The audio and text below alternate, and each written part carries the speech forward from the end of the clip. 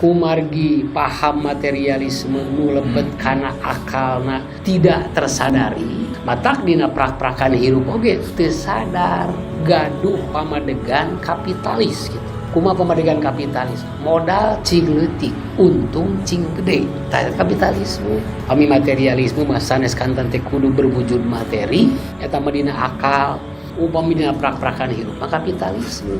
Tatos jadi dasar kehidupan eta mah sanes dasar pemikiran tapi dasar kehidupan. Teu sadar akal tos dikuasai ku materi dina kehidupan teh hirup nganggo tata cara Muhammad.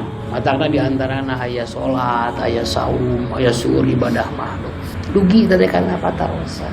Nah, tahajud atos, abdi teh saum atos kitu nya, salat duha atos. Nah, ya Allah teu datang wae rezeki teh, tah eta teh kapitalisme.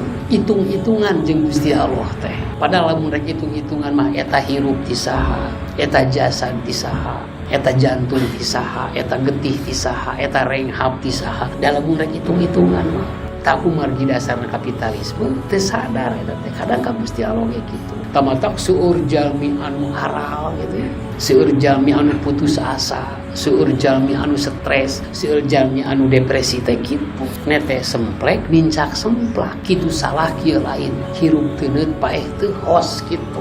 Seueur teh jalmi siga kitu ayeuna mah. Kumargi tata carana make tata cara Muhammad hari dasar pemikiranna materi. Padahal tata cara Muhammad mah tiasa nyambung upami akalna tauhid. Tah ieu mah tata cara Muhammad hari dasarna materi. Hasilna kumaha? Hasilna teh tadi.